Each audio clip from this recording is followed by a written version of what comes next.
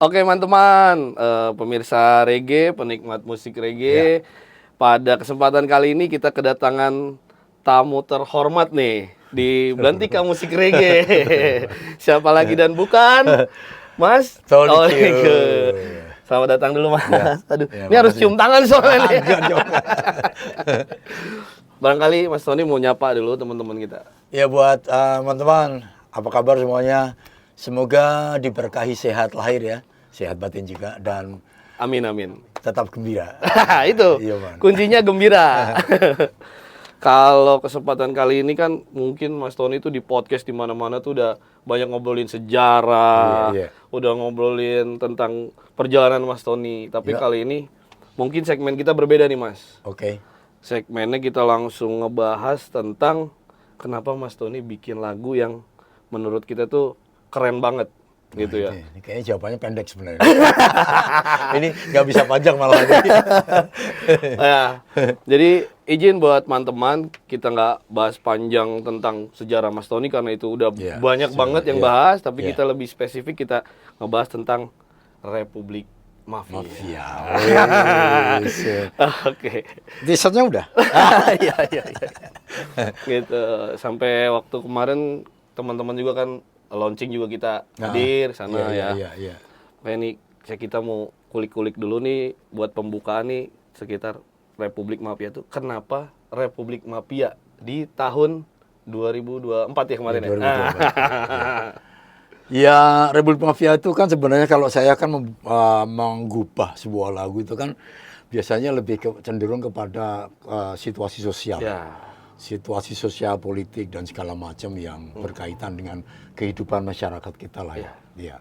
Ya mungkin keluhan, mungkin pujian, mungkin segala macam itu kan betul. bercampur menjadi satu ya. Nah, dari situ saya terinspirasi untuk membuat sesuatu yang kira-kira ini sebenarnya apa yang terjadi gitu.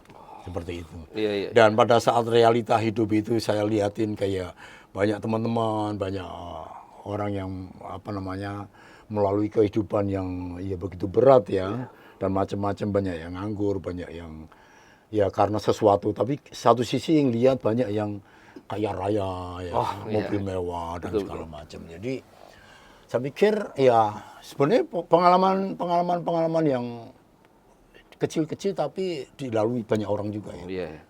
Contohnya mungkin kayak ngurus sesuatu susah apa gitu ya. Birokrasi lah gitu ya. Ya lebih. Kalau teman-teman bilang nih, teman-teman bilang ini masuk ke kategori lagu politik, Mas Tony setuju atau gimana nih?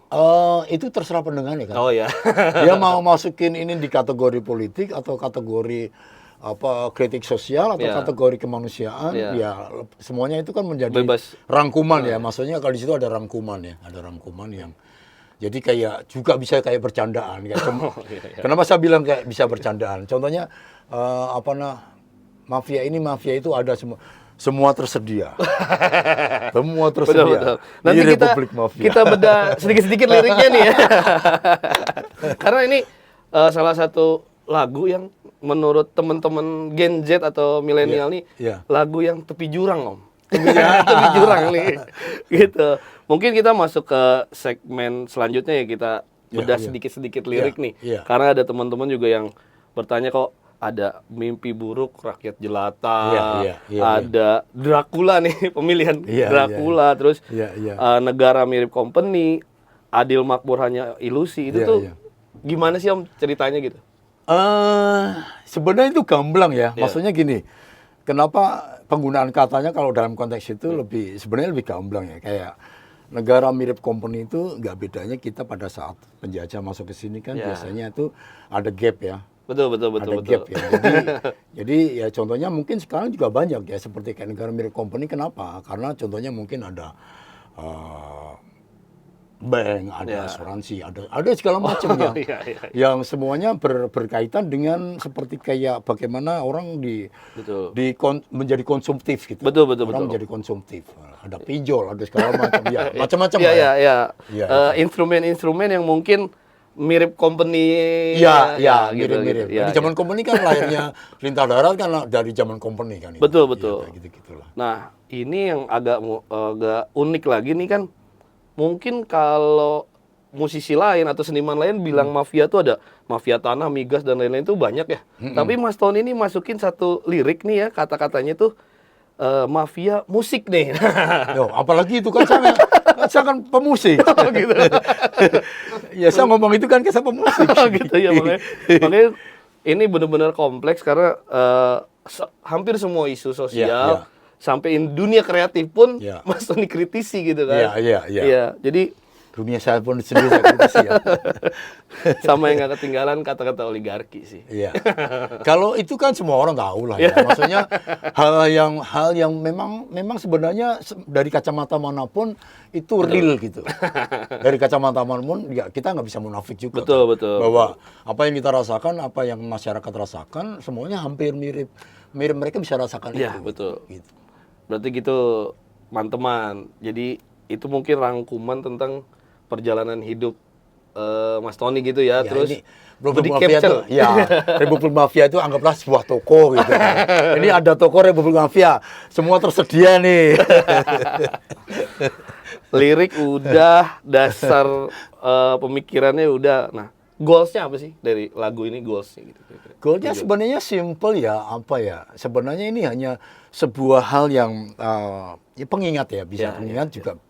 Pengingat bisa, terus pembenahan juga bisa. Betul. Karena itu kan semua selalu berkaitan kan. Namanya kehidupan kan selalu berkaitan. Betul. Si A dengan si B, dagang ini, dagang itu, segala. Ya contohnya dagang sapi ada mafianya. Gitu. Contoh aja kan. Betul. Musik ya, ini saya kasih contoh ya. Kalau maunya ada satu teman gitu tiba-tiba dia membuat sesuatu produk musik, terus semuanya dirangkum. Terus ada istilahnya, wah kalau nggak di sini nggak bisa lu. Nah itu kan udah konsep berpikir mafia. Iya. Gitu kan. Sudah dikonstruksikan seperti itu ya. Nah ya artinya kan banyak hal kayak gitu dan itu memang sudah dibikin dari zaman Belanda. Sebenarnya. Nih teman-teman nih ilmu baru nih. Saya juga baru paham nih ternyata yang ada hari ini tuh ternyata sudah tua. Era Belanda tuh. Jadi ya kayak peketiplek agak niru mungkin ya dari zaman dulu. Bukan gitu. niru ya, tapi mungkin itu salah satu sifat manusia. Oke. Iya. Nah kita masuk mungkin ke yang terakhir nih Om. Kita kan nggak panjang lebar, kita singkat aja. Tentang pemilihan nada juga nih kayaknya di lagu ini tuh cukup unik nih, kayak gitarnya, chord-chordnya itu agak lumayan agak lumayan keras lah pemilihan nadanya. Ini versi penikmat ya, versi penikmat nih. Apa itu natural aja tuh seperti apa sih Om? Wah saya tuh nggak pernah berpikir itu. Ya karena kita ngerasa kan kayak, aku kan sering nonton lah ya, kita nikmatin. Kayak semalam aku juga nonton Mas Tony gitu. Kayaknya beda lah gitu ya, kayak agak keras kah, atau nada pemilihan nada tuh. Kita menikmatinya tuh kayak lirik sama pemilihan nada tuh matching gitu. Matching. Ya gitu. Itu sebenarnya hal yang mungkin sebenarnya kalau saya pribadi nggak bisa dibedah ya. Maksudnya secara karena itu mungkin gift ya. Ya, Ya artinya saya hanya melakukan sesuatu yang menurut saya ya comfortable gitu. Betul, nyaman gitu. betul. Nyaman saya lakukan dan hasilnya pun kadang-kadang saya bingung kok saya bisa bikin kayak gini gitu. Nah, pesan-pesannya buat teman-teman nih kan kayak Mas Tony ngerasa itu gift nih. Iya. Ya, teman-teman juga kan mungkin musik reggae, mungkin musik apapun itu gitu ya. Terutama di musik reggae lah gitu. Iya, sebenarnya simpel aja ya kalau dalam konteks berkarya itu apapun karyanya ya. Maksudnya gini. Kalau saya sering kali juga memberikan input pada teman-teman ya bahwasanya kalau kamu sudah bisa bikin satu lagu, artinya kamu sudah bisa bikin 1000 lagu. Wah gitu tuh ya. Ini ilmu baru nih. Iya, kalau kamu bisa bikin satu lagu, berarti kamu bisa bikin 1000 lagu. Karena kamu sudah bisa bikin satu lagu. Wah, bener nggak? Bener nggak? Lo ini logis saja. Iya kan. Kalau kamu bisa bikin sesuatu, maunya kayak kamu bisa bikin tas itu. Berarti kamu bisa bikin 1000 tas dong. Iya. Oh betul. Kan sama aja. Logika gitu. Logikanya sederhana. Iya. Baru nyampe nih. Masalahnya adalah malas atau tidak aja. Tuh PR buat teman-teman nih. Malas apa enggak? Berarti musuh kita nih sebagai pemain musik gitu ya atau musisi semua, gitu. semua. Ya. Nggak cuma main musik. Ya, bisa dibilang itu Semua. musuhnya berarti malas Musuh itu ya. kemanusiaan. Malas. Yang mungkin Musuh. sekarang kita ngobrolnya tentang buat teman-teman juga nih yang mau berkarya di dunia musik, terutama reggae itu pesannya gimana sih Om? Pemilihan musik itu bebas ya. Ya. Maksudnya gini, setiap orang itu punya selera masing-masing yang tidak bisa dipaksakan. Dan biasanya kalau saya bilangnya itu panggilan. Oh ya. Jadi dari proses perjalanan itu, jadi seperti kayak aku comfortable di mana, aku nyaman di sini nih gitu. Ya karakter itu emang ada di diri kita berarti ya? Iya ada. Nggak harus kita ngikutin. Enggak. Kayak gimana? Ya kalau kita mendengar musik itu, ya nggak ada satupun musisi di dunia ini tidak terinfluence dengan musisi lain. Betul. Nggak ada Betul. satupun di dunia. Betul. Pasti. Jadi hampir semuanya tuh dari para musisi yang zaman dulu sampai ke musik-musik yang tradisional itu saling menginfluence gitu. Iya. Iya. Jadi pesan buat teman-temannya ya senatural mungkin aja ya bermain musik ya, mungkin gitu, lebih jujur kali Om ya? Jujur dan tidak jujur itu terserah mereka lah. Karena saya kan tidak bisa bilang kamu nggak jujur loh, nggak bisa kan. Oh gitu. Ya kan nggak bisa. Mereka yang bikin kan, bukan saya. Mungkin itu aja kali ya Om ya, kita udah ngobrol juga kalau misalkan tentang, baik lagi nih kita reminder aja kalau Mas Tony sejarahnya panjang. Iya. Mungkin kalau diceritain juga Waktunya banyak ya. itu harus jadi buku Om. Mungkin pesan-pesannya buat teman-teman Praha Studio nih, mungkin Ya. penikmat Praha Studio gimana? Pesan-pesan buat para studio yang berkreasi dalam apapun ya, yang paling penting itu jangan malas. Jangan malas. Karena musuh utama kan gitu biasanya. Iya.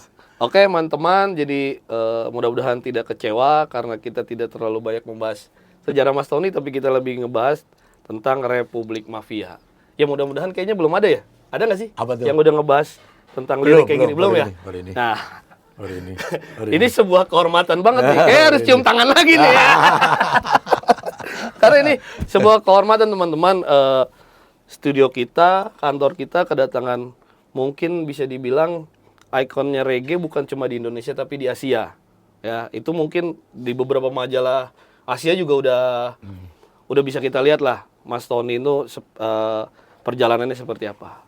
Mungkin gitu aja ya teman-teman. Terima kasih sudah menonton, sudah menikmati bincang-bincang santai. Bincang-bincang santai. Bincang-bincang pendek dan santai. Iya. Wah, pendek dan santai. Mudah-mudahan banyak manfaatnya nih. Ya, iya. Apalagi Semoga.